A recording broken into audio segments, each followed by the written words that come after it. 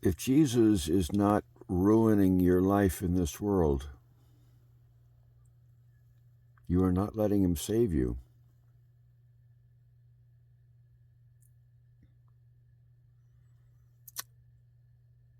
For the understatements of the millennium, I am very troubled about this world. I am very troubled about Christianity.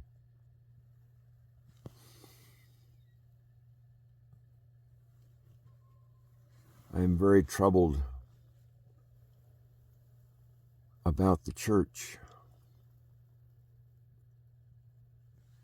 And this has been true for the last 25 years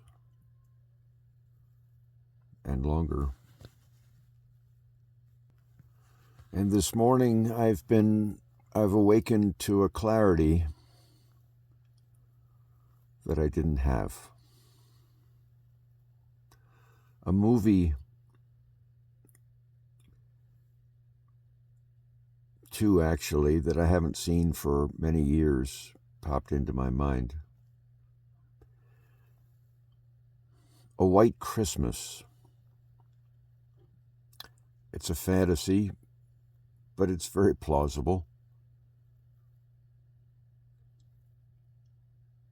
An inn in Vermont is in financial hardship because there's no snow at the wintertime, hence no guests.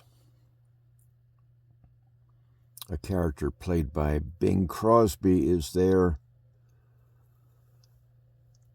who served under the military officer that owns the inn. And he's a performer, and secretively he puts out the word on a radio show in New York City, or maybe a television show in New York City. And hundreds of troops that served under this commander that owns the inn descended, upending their plans for the holidays to rally to this general's aid.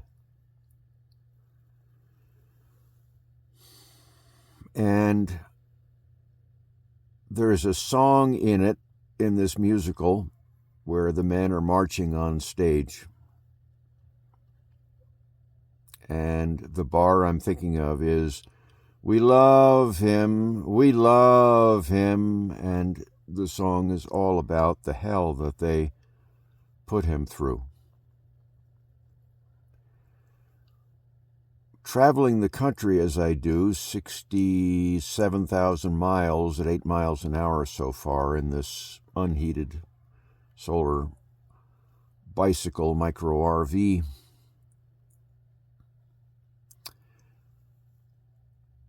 one or two or three people will come over during the course of the day on the side of the road or in a parking lot where I've stopped to talk, drawn often by the crosses on the vehicle and on my forehead.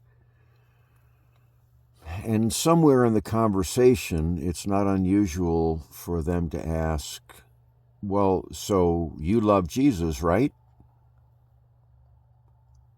And both they asking the question and I expect the answer to erupt from me, "Yes." But that answer never erupts from me. Why? This movie that popped into my mind is the answer, or close enough.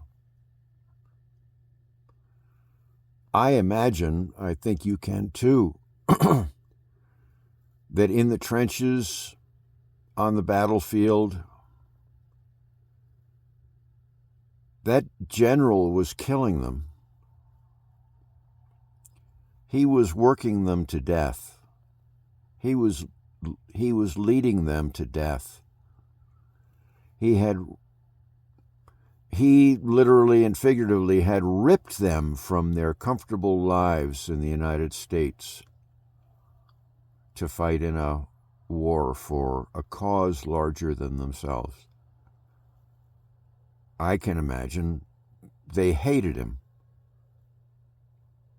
He had destroyed their lives. He was destroying their lives. He was getting some of them killed. Had any of them been asked during that, do you love the guy? I hate him. But when they could step back and look and see that he had led them to a life that they never could have achieved otherwise, a life of the soul, a life of the spirit, fully alive, that wouldn't have happened without him, leading them into a battle that was worth their lives. And there they are on stage, maybe realizing for the first time, we love him.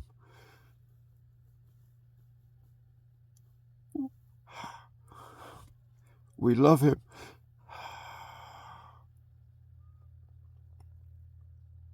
Jesus is working me to life. I've often thought, he's working me to death. He's working me to life.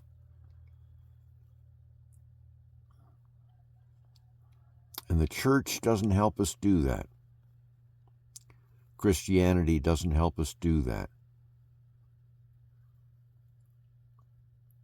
They have turned Jesus, the commander, that destroyed the life of the disciples. They were fishermen.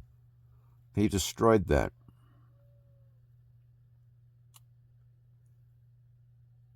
Bringing them to life. We don't follow that Jesus. We don't follow him onto the streets where he lived. His family thought he was nuts. Jesus, stay here. People will come to you. We'll make a business of this. Not that they were so crass, but that's what it was. And Jesus waved to them as he walked on to the next town, and then the next town, and then the next town. Because souls can't be saved by bringing them into a building. Souls are saved by leading people out to where the souls that can still be saved can be found. On the streets, lying on the side of the road, having been mugged, like the man in the Good Samaritan parable. On the highways and byways, where the rich ruler finally sent his servants to bring people into the marriage feast. And we're led to believe that it's the people brought into the marriage feast that are saved.